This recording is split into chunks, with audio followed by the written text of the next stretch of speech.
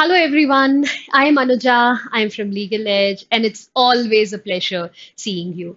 Today, I have met you for a very special reason because I have been observing that students are committing these cardinal sins while preparing for CLAT entrance, and I want to tell you what not to do when you're preparing for the English section.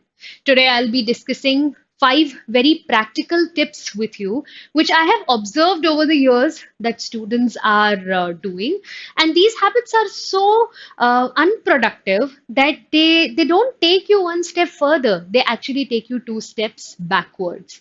And obviously, that is something that we can't afford doing. Right? So let's get started and talk about the very first way in which you should not prepare for English. See, we keep talking about what to do, what is the right approach, but we never discuss what not to do. Okay, so here we go with the very first problem by cramming your head with a list. And this is a classic rookie mistake. It's a classic beginner mistake. Most of us, when we first get into the preparation mode, we see a list of important vocabulary words, we see a list of important grammar rules, and the first thing that we do is start cramming it. We don't care about the usage. We hardly care about understanding it. We don't bother about remembering it. We just feel that okay, there is a list that I have to somehow digest, and I approach English in that method. Now, anybody who is actually good at the language will tell you that this is not the way forward. This is not at all an approach which will yield results. If you're doing this, I would request you, implore you, urge you to stop it right away. Do not cram your head with a list. It's not about that. It's about actually getting into reading. Yes, we do everything but that. We are okay learning so many words every day and going through one grammar book after another, but we do not want to read because that's a process that actually requires efforts, and most of us want to do things effortlessly. And that is why we take the easier route. But again, that is not going to help you out. So do not bother about cramming your head with a list. Yes, of course, there are certain words which are more important than the others. We call them high frequency words, and they are given in our material. You can learn them, but the key word is learning, not cramming your head with a list. Okay, you get the point? So that is the first mistake that people make, but I'm requesting you not to make.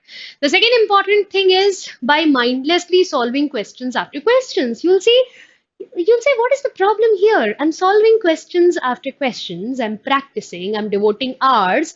How can that be a problem? The problem is mindlessly. When you are not analyzing, when you are not taking something of substantial value with it. Because, see, I've seen a lot of people who have done sets of RCs, but they are still at the same point. They tell me, I don't know what is wrong with me.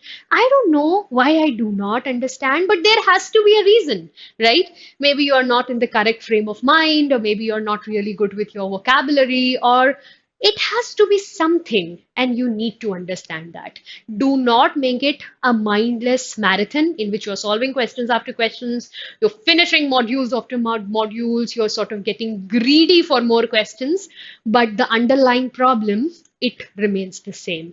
And when it shows its ugly underbelly, we get worried because we do not know the reason. Okay, so please do very good analysis. The third mistake, which I'd like to talk to you about, is by actually using the language, you can become so much better at it.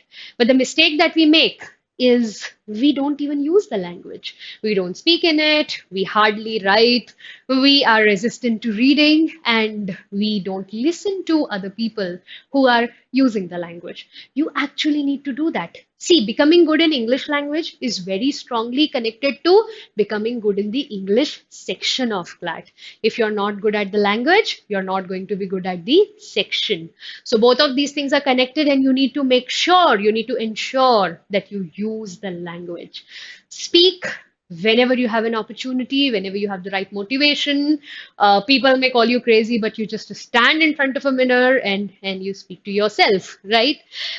You Join a group, maybe even in the online sphere, where people are debating and they are putting forward ideas. Write once in a while. I'm not asking you to become a writer, but journal writing, an essay. It could even prepare you for the life ahead, symbiosis entrance, and other scholarships that might come your way. All of them will require you to write an essay. Read, of course. Reading should by now become like breathing. It should be a second nature. You should have done it so much that it's automatic now. It's a part of your process now. That's what you need. And of course, a lot can be learned by just listening, especially to native speakers, because they have a way with words. They have, at least with the words of English, because it's their mother tongue. So use the language.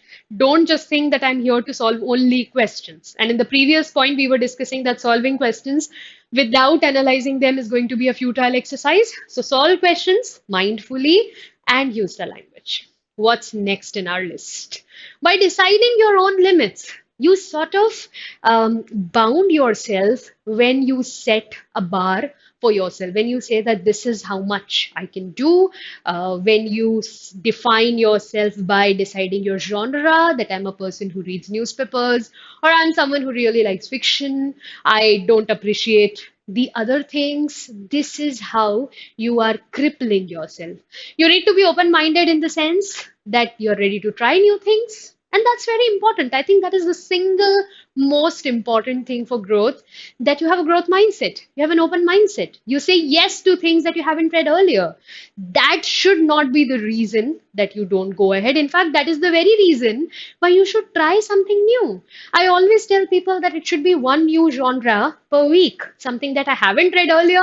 Let me do it this week, right? So do not decide your own limits, and then the world will be your oyster. And CLAT then will be just a piece of cake. The other very important and the last thing is, a lot of people look for immediate gains. They come and ask me that you asked me to read novels and I've read two. Why are my scores not improving? They come and say that you asked me to read newspapers and I've been reading them for 15 days. Why is my rank not improving? Why is my comprehension not getting anywhere? It is a process, it is a journey, and I'm not saying that it is endless, but then it is sure to take some time. Otherwise, easy come, easy go. Anything worthwhile is going to take some time, and I very strongly believe, and also I've experienced this firsthand, that whatever efforts you're putting in today are not going to go waste. You will definitely see results, but not immediately. So don't just focus on immediate gains. Have a long-term vision, have a long-term plan, and the best part is, CLAT 22 aspirants, you do have time, and that is your strongest suit right now. So have a plan, even if it is not working out immediately, it will surely work out in 2 or 3 months.